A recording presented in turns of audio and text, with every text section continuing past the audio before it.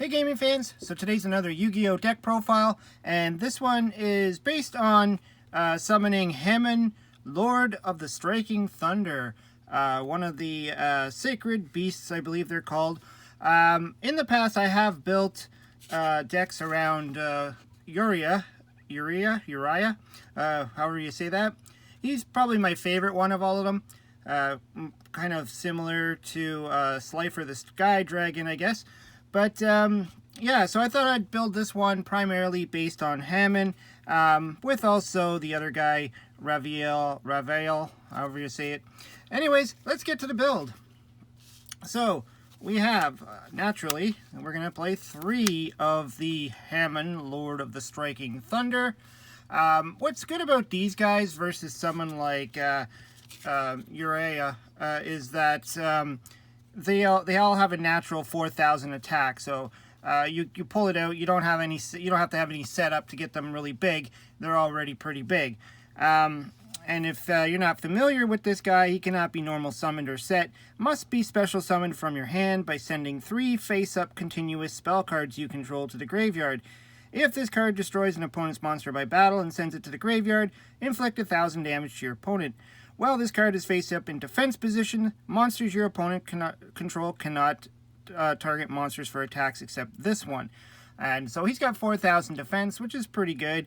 A lot of monsters are not going to be able to run him over.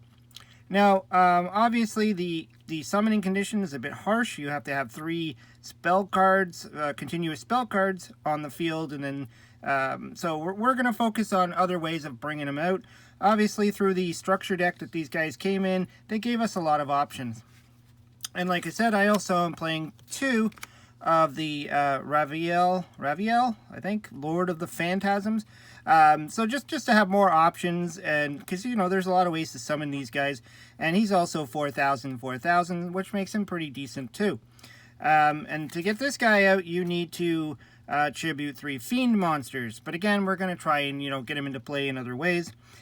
Each time your opponent normal summons a monster, special summon 1 phantom token, 1,000 attack and defense, but it cannot declare an attack. Once per turn, you can tribute 1 monster. This card gains an attack equal to the tributed monster's original attack until the end of this turn. So he's pretty good. You know, he's 4,000 attack, and then he can take on another monster's attribute. Obviously, he's more like the Obelisk the Tormentor. They're all pretty much based off what the god cards are. They're just a little bit different to summon them. So for the rest of the deck, we're going to be playing a lot of the stuff from the structure decks for sure. This is a really budget-friendly deck. This is why I like this one. And it packs a few surprises. So we're going to play 3 of the Chaos Summoning Beasts. You can tribute this card to special summon 1 Uriah, Lord, the Searing Flames, Hamon, or Raviel from your hand, ignoring the summoning conditions. So that's your number 1 way of getting these guys out on the field. So you could literally go turn 1 and get one of these guys out just by tributing this card. And then you can banish this card from your graveyard, add 1 Fallen Paradise from your deck to your hand. So I really like this, and you can only use the effect of Chaos Summoning Beast once per turn. I really like when these cards, they give you extra uses when they're in the graveyard.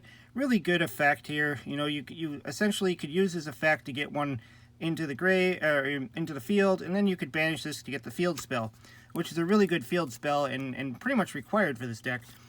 So we're going to play 3 of the Dark Beckoning Beasts. So he's the level 2 guy. And when this card is normal summoned, you could add one of the beasts, one of the, what are they called, whatever they are.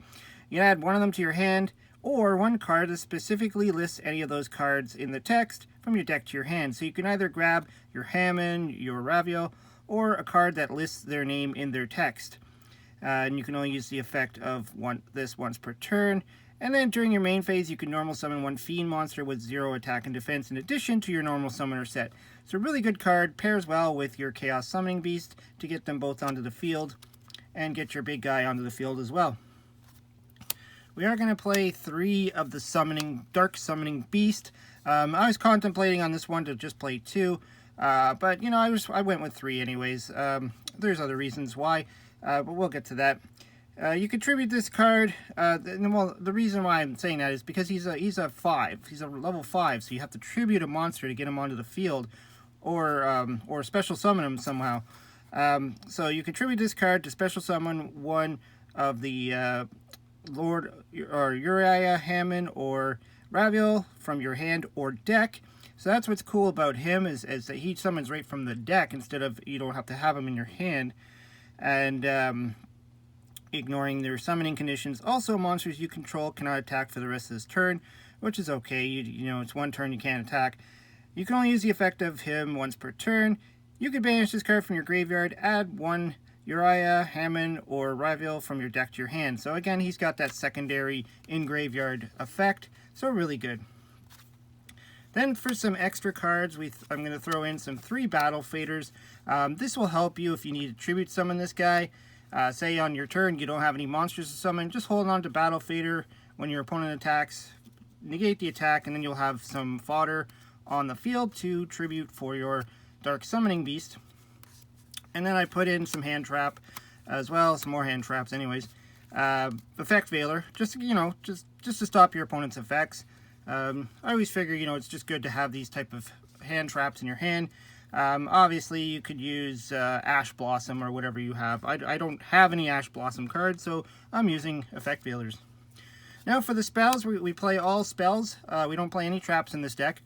Unlike in, say, this guy's deck, he has mostly traps. So this is going to be all spells. So we played Pot of Desires just to get some good draws off. I figure I play pretty much 3 of almost every card. Not every card, but almost every card. So, banishing a few isn't going to hurt you too bad. But I also play 3 Allure of Darkness because you want to get to your good stuff really fast. And again, you got 3 of these Dark Summoning Beasts. It won't hurt you to banish one of them if you have to draw 2 cards. 1 for 1 because this guy is, where is he? This guy is just really good, and getting him onto the field really fast is key in this deck. So 1 for 1, just to get him out, because you send 1 monster from your hand to the graveyard to special summon 1 monster from your hand or your deck. And keep in mind, if you send your Dark Summoning Beast, you can then banish him from the graveyard and use his effect later on. So, really good card. Monster Reborn, again, just to get stuff onto the field. You could steal your opponent's monsters or whatever. You could use that monster to tribute summon your Dark Summoning Beast. Just a lot of reasons why you'd want to play with that. This is a pretty important card. Cerulean Skyfire. So this goes with the Hamon theme. To special summon Hamon, Lord of the Thunder, you could use, by using his own procedure, so the 3 continuous spell cards, you can also use face-down spell cards you control. So you can just set spell cards instead of having to worry about face-up continuous cards. So if there's cards you don't need, like your 1 for 1 for instance, you could set that and you could use it to summon your Hamon through his normal condition. And then, while you control an attack position Hamon, Lord of the Striking Thunder, you can negate any spell or trap effect activated by your opponent. Then change the 1 Hamon to defense position. So pretty much you can negate one of your opponent's spells or traps each turn. And then if a face-up Uriah or Hamon or Raviel you control leaves the field, you take no damage this turn. So if they remove your beast, your sacred beast or whatever these things are called, you can make sure that you won't die that turn through battle anyways. Then we got 3 of the Fallen Paradise. Really excellent card. This is your field spell. They really put a lot of thought into these cards on how to utilize them and give them the most amount of effects. Something they didn't do with a lot of the older Yu-Gi-Oh cards where they just kind of gave them 1 effect. So your opponent cannot target your Uriah, Hamon, or Raviel, or Armityle, the Chaos Phantasm. A lot of words there. If your monster zones with card effects, also those monsters cannot be destroyed by your opponent's card effects. So your opponent can't target them, they can't destroy them. And if you control Uriah, Hamon, or Raviel, or the other guy in your monster zone, you could draw 2 cards. So really cool. You can only use this effect once per turn, but that's okay. I mean, to just draw 2 cards just by having a Hamon on the field every turn is amazing. So to get that card out, we're obviously going to play 1 Terraforming, because we're only allowed to play 1 Terraforming. but there is other ways of getting that card to your hand as well. And just for good measure, I threw in 1 Field Barrier.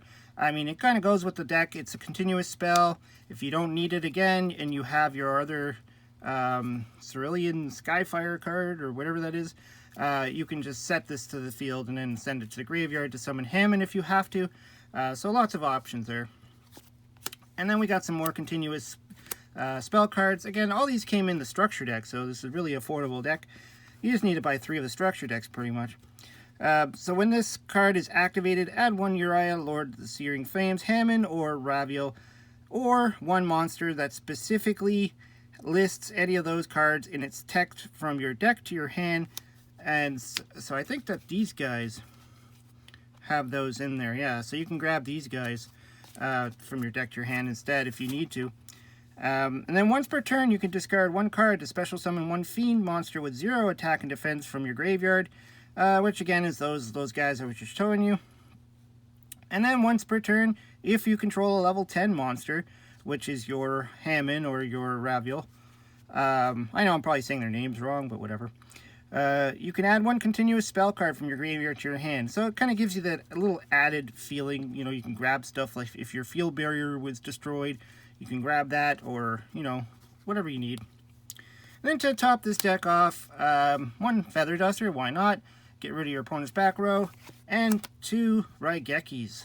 Let's just, you know, blow up the field and get maximum usage out of our 4,000 attackers. You know, if you can attack with 2 of them, it's game over. So yeah, that's the deck that I came up with for just focusing on Hamon. Still pretty decent. I mean, obviously this is not a tournament deck. You're not going to win local. Well, you might win, you know, you might take a few locals by surprise. This is more of the casual style of deck, but those are the kind of decks that I like to build. More on the casual side than the, you know, one that's going to break a tournament.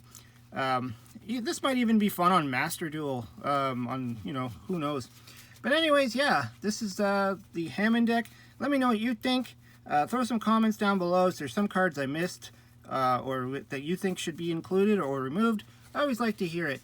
Anyways, hope you liked the video. Hope you subscribe. Talk to you later.